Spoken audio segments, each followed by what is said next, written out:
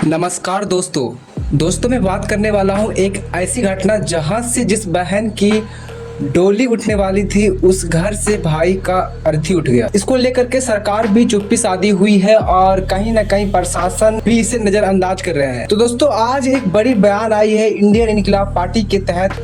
इस खबर को लेकर के आइए हम लोग इस पे विस्तृत होकर के जानते हैं। तो दोस्तों मैं आपको बता दूं कि बिहार के नवादा में जातीय हिंसा में सोनू तांती का निर्मय हत्या, यह हत्या नहीं बल्कि पान समाज की अस्मिता पर हमला है। Engineer IP Gupta. बिहार के नवादा जिले में दलित युवक सोनू तांती को पीट कर हत्या ने एक बार फिर सामाजिक न्याय और जातीय भेदभाव पर सवाल खड़ा कर दिया। इस मामले पर पूरे इंडियन इनकलाब पार्टी के राष्ट्रीय अध्यक्ष इंजीनियर आईपी गुप्ता ने सख्त प्रतिक्रिया दी है। आईपी गुप्ता ने बोला 6 जून को शादी जैसे पवित्र आयोजन में दबंगों ने घुसकर पान समाज के बेटे को बेरहमी से मारा। यह केवल सोनू की हत्या नहीं बल्कि हमारी पूरे जातीय अस्मिता का अपमान है। अब चुप बैठने का समय नहीं। अगर प्रशासन सो रही है तो अब हम नवादा के सड़कों पर उतरेंगे। क्या हुआ सोनू तांती के साथ, आइए हम लोग जानते हैं। 6 जून 2025 को जगदीशपुर गांव प्रखंड काशीगंज नवादा में सोनू तांती 25 वर्ष उम्रिय बहन की शादी थी। शादी में नाच गान को लेकर के गांव में दबंगों कोयरी समाज के साथ हुआ विवाद। मामूली कहासुनी के बाद सोनू को उसके घर से खींचकर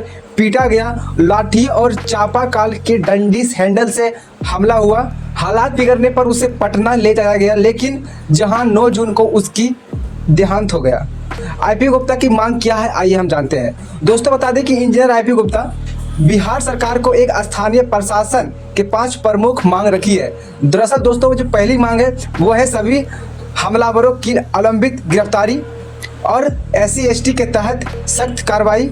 और जो तीसरा मांग है वो परिवार को 25 लाख का मुआवजा और एक सदस्य को सरकारी नौकरी। घटना की न्यायिक जांच। अगर न्याय नहीं मिला तो हम नवादा को बंद कर देंगे। यह सिर्फ परिवार का मामला नहीं, यह पूरे पान समाज का मामला है। मौके पर पहुंचकर संगठन के पदाधिकारी घटना की सूचना मिलते ही अखिल भारतीय पान महासंघ के नवादा जिला अध्यक्ष मुन्ना जी के मौके पर पहुंचे और पीड़ित परिवार के हर संभव सहयोग का भरोसा दिया। और अब चुप नहीं रहेगा पान समाज।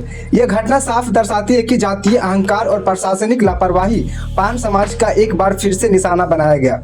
आईपी गुप्ता ने चेताया, हमारे बच्चे को शादी में नाचने से मारा जा रहा है। यह लोकतंत्र नहीं जाति तंत्र है। अब वक्त आ गया है, हमें भी जवाब देना आता है। तो दोस्तों आपने पूरी कहानी को सुना।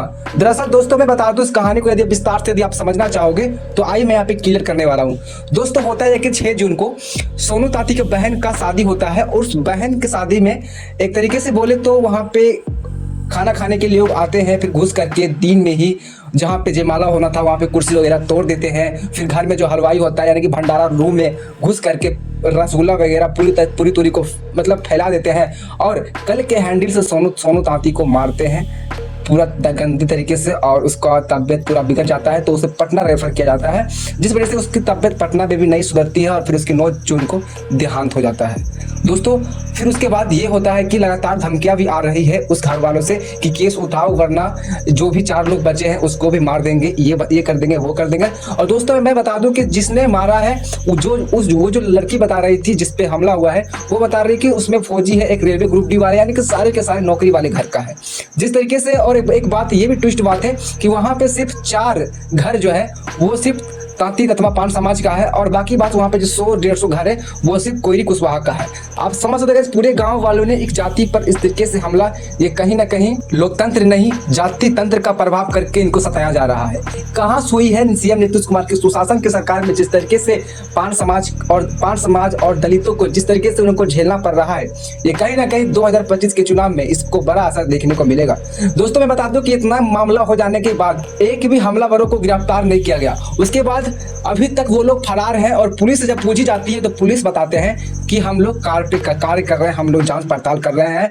घटना होने के बाद आज करीबन 6 दिन होने को रहा बट अभी तक पुलिस ने कोई भी गिरफ्तारी नहीं की। दरअसल दोस्तों ये कहीं ना कहीं बड़ी साजिश है, कहीं ना कहीं रुपया पर बिकने वाला नोट है। दरअसल दोस्तों इन दलित परिवार को जिस तरीके से पीटा गया, ये लोग वास्तविक में बहुत गरीब से बिलोंग करते हैं और ये पान समाज से बिलोंग करते हैं। दरअसल दोस्तों कुछ दिन पहले इनका आरक्षण गया, अब यहाँ पे इनको घर से ही भगाया जा रहा है। तो कहीं ना कहीं सवाल उठता है सीएम नीतीश कुमार के सुशासन की सरकार में यह न्याय दिला पाएंगे? क्या सरकार मौन रहेगी?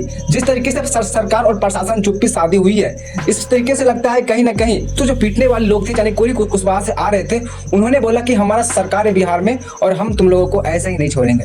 मतलब लगातार जिस तरीके से वहां पे विवाद हुआ, मैं ज्यादा इस मैटर को नहीं लेकर के चलने वाला हूं। हालांकि आप मेरे वीडियो के माध्यम से समझ गए होंगे कि आखिर मैटर क्या रहा है। दोस्तों मिलते हैं अगली वीडियो में। Thank for watching this video. Take care.